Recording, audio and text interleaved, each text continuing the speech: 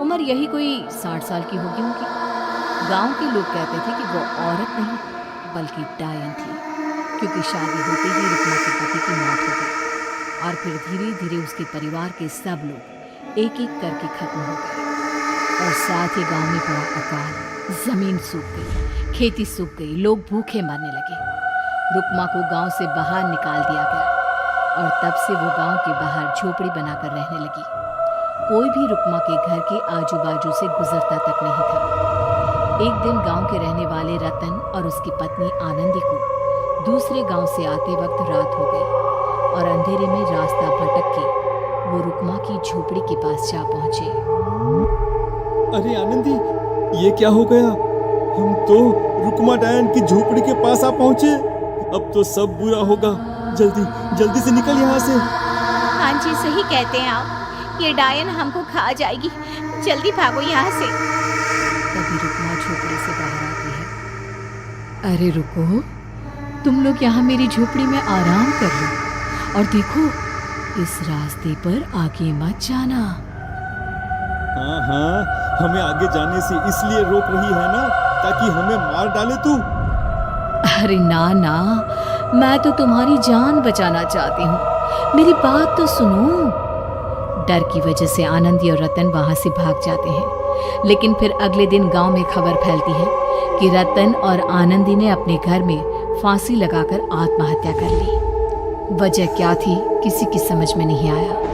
अगले दिन गांव में जोर का तूफान आया और भयानक तरीके से किसी के रोने की आवाज गूंजने लगी। अरे भाई, लगता है उस डायन रुकमा ने गांव पे काला जादू कर दिया है। हाँ भाई, मुझे भी ऐसा ही लग रहा है। लगता है कल आनंदी और रतन मर गए। लगता है ये उसी का किया धरा है। हमें सरपंच के पास चलना चाहिए। वो दोनों आदमी सरपंच के घर पहुंचते हैं। अरे, तुम इस वक्त यहाँ पर क्यों आए हो? जानते नहीं बाहर क्या हो रहा है? कितनी डरावनी आवाज गांव में गूंज रही है। बस मालिक, किसी तरह आ गए। पूरे गांव वालों की जिंदगी का सवाल है।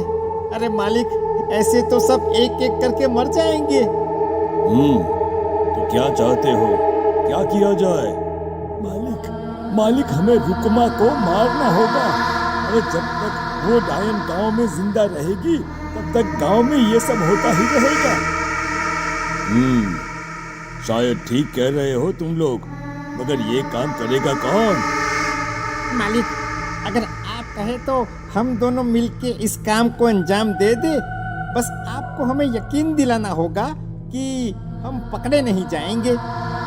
ठीक है, लेकिन बाहर जो आतंक का साया है, उसमें तुम दोनों रुकमा तक पहुंचोगे कैसे? हैं? क्या तुम्हें डर नहीं लगता? मालिक, आप उसकी चिंता ना करें। काल भैरव का भभूत है हमारे पास। रुकमा तक पहुंचकर आसानी से मौत के घाट उतार देंगे उसको। हाँ, मैं भी चलूंगा तुम लोगों के साथ। उस डायन को मरते हुए देखने की बड़ी इच्छा है मुझे। सरपंच उन दोनों लोगों के साथ गांव के बाहर की तरफ चल देता है। गांव में घनघोर काली रात पसरी हुई थी और दिल दहलाने वाली चीख की आवाज माहौल को बेहद खौफनाक बना रही थी। हाथ में काल भैरव का भभूत लिए वो तीनों रुकमा की झोपड़ी की तरफ जा रहे थे। वहां पहुंचने के बाद ये लो खंजर और पार कर दो इस डायन के कलेजे के अंदर। मालिक, आप बस यहीं खड़े होकर नजारा देखो। आज ना बचेगी ये। हाँ मालिक, ये भभूत अब इसकी जरूरत नहीं है। मैं इसे यहाँ पेड़ की डाली पे रख देता हूँ। लौटते वक्त हमारी रक्षा करेगा। वो दोनों आदमी चुपके से सोती हुई रुकमा देवी के ऊपर वार करते हैं। एक जोरदार चीख से वो इलाका गूंज उठता है, लेकिन अचानक रुकमा के शरीर से जो खून बहता है उसका रंग नीला था। ये देखकर वो दोनों आदमी डर से कांपने लगते हैं। अरे अरे अरे अरे, ये क्या? अरे इसके खून का रंग तो नीला है। अरे तो क्या हुआ? डायन जो ठहरी इंसान नहीं है ये, और आज इस बात का पक्का यकीन हो गया है।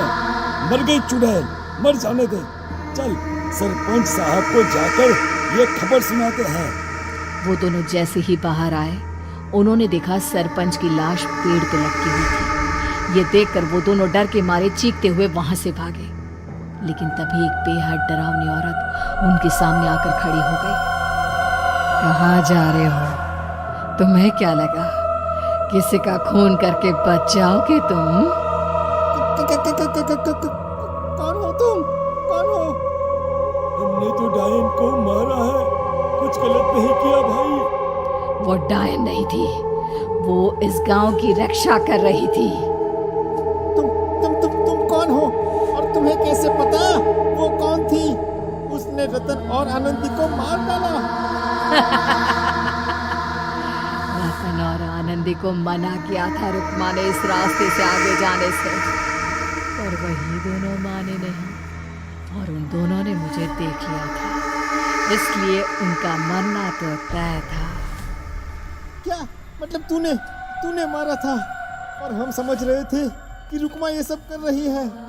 अरे वो तो मेरे कब्जे में थी, रोज अपने खून का चढ़ावा देकर इस गांव को बचा रही थी। कभी तो उसका खून मिला करता था, लेकिन तुमने तो उसे मारकर मेरा काम आसान कर दिया। अरे नहीं नहीं, हम नहीं मानते कि ये सच है।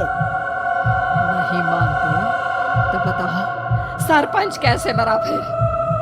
क्योंकि उस वक्त तो तुम लोग रुक्मा को मार रहे थे ना, जवाब दो। हाँ, बात तो सही है।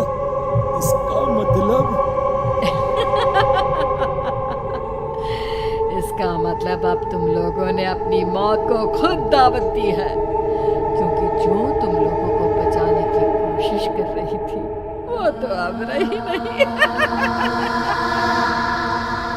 अरे लेकिन कौन है वो जो हम लोगों को मारना चाहता है? आत्मा, रुक्मा के घर वालों की आत्मा। वो लोग कोई आम आदमी नहीं, खुली भेड़िए थे और रुक्मा ने उनका ये राज जान लिया था। रुक्मा के अंदर शक्तियां थी जिसके चलते उसने उन सबको खत्म कर दिया। क्या? अरे लेकिन पूरा गांव तो समझ रहा था कि रुक्मा अपने घर वालों को खा गई। खा रुक्मा नहीं, ना गई। क्योंकि असली डायन मैं हूँ और अब कोई नहीं बचेगा इस गांव में, कोई नहीं। भागो तुम दोनों। वो दोनों आदमी पागलों की तरह भागते हुए गांव पहुंचते हैं। वहां देखते हैं कि पूरा गांव खुद की नदी बन चुका था। हर तरफ लाशें ही लाशें पड़ी थी और रुक्मा के मरे हुए घर वाले उन लाशों को खा रहे थे। कुछ देर के बाद उन दोनों का भी वही हाल हुआ।